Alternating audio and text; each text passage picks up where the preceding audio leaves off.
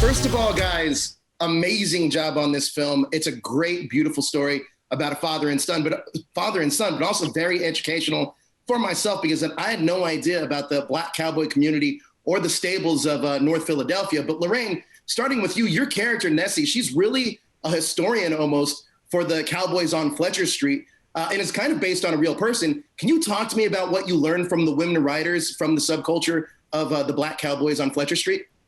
That the women writers, they hold down the family like many women in the Black community do. That's no different. The mothers and daughters and grandmothers, and they hold down the fort in terms of keeping this being the heart and the glue in our families. But these women are also equally passionate about their love for their animals and for their horses and the cowboy culture and the freedom within that and the ability to, the metaphor that you ride it out, life is a ride, you go for a ride. When things get bad, you can always ride. I mean, that love, that relationship to their horses, it puts them in a context that is bigger than what we see as a stereotypical community, right? They have something else that they are living for. And that was a real education. I didn't know about this amazing, the Fletcher Street cowboy, the stables. I didn't know about this community at all. It's been very educational. Same for me. Now, Jharrel, Smush is definitely more than just a one-dimensional character and completely disrupts stereotypes. Can you talk to me about who Smush is and what exactly excited you to play that role? Yeah, exactly. That is what excited me. Just the idea that at first glance, you think you have Smush pinned into a box. You think you know exactly who he is and what his arc is going to be until you start to dig deeper into him and you start to see that he's honestly just a lost soul in this community that is kind of broken in a way and kind of losing its bearings, especially with gentrification and the stables falling apart. It's hard for Smush to believe that these stables are going to give him his chance to happiness and his chance to a full life. So he kind of just falls into the stereotypes of what is expected from somebody like where he's from. And he makes a lot of the wrong choices with a good heart. So it's like having a bad head on your shoulders, but a very good heart. And that's kind of who Smush was. Now, Cliff, Leroy finds himself kind of in a tough position. He almost trades in his saddle for a badge. Can you talk to me about the inner struggle he kind of faces between community and duty?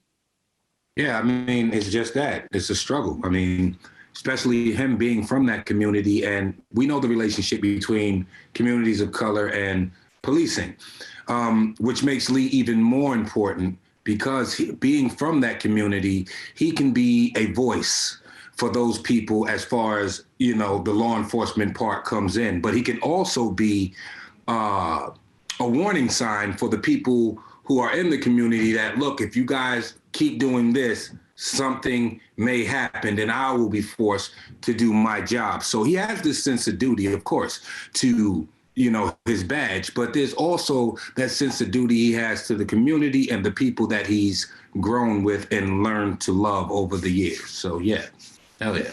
Now, Jharrel, your director, Ricky Staub, he really does a really good job of integrating the city of Philadelphia and kind of even making Philadelphia and Fletcher Street really its own character. Can you talk to me about his usage of the community of Philadelphia? Yeah, I mean, I think more than half of the set was they were actual people from the community. Even the guy who Smushed is based off of was a PA on set. So it went as far as that. And I think actually all of us here got to meet our real life counterpart. And so I think Ricky did an incredible job and sticking to his word about making this a community project and making this not about himself and not about his career, but about the community. And so I think he's done just that. Now, Lorraine, some of these actors have never been in front of a camera before, and one notably, Jamil Mills-Prattis. He's amazing in the film. Can you talk to me about how he kind of helped you guys bond with some of these horses on set? Oh yeah, Jamil, whenever I had a question about horses, I would call Jamil. In fact, I would call Jamil when I had to mount or dismount because I trusted Jamil to take care of me going on and off. And I've told the guys this was before, when the day the horse stepped on my foot and wouldn't get off.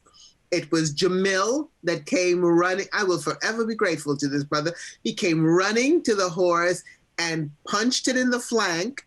And he's not a big, Jamil is not big, but he gave it a good solid punch, and it sort of finally looked around, well, and he kind of just sidestepped my foot and got off my foot. And then Jamil walked me around the stables for the next 2 hours saying, don't take that boot off. Don't take that boot off. You got to walk that cuss off. You got to walk it off. Walk it off. Oh, wow. So as actors, I don't know about method. I think I do. We looked to them to ask them things. Well, how do I say this? Sure. Would you guys say it this way? What's the cowboy urban jargon for this line? It sounds too much like a line. What would you say in real life?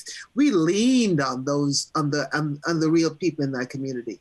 Well, look, incredible performances all the way around. It's an incredible film. I thank you guys so much for your time. I appreciate it. And thank you for the education. I really appreciate that too. Thank you, guys. Thank you. All right, Joseph.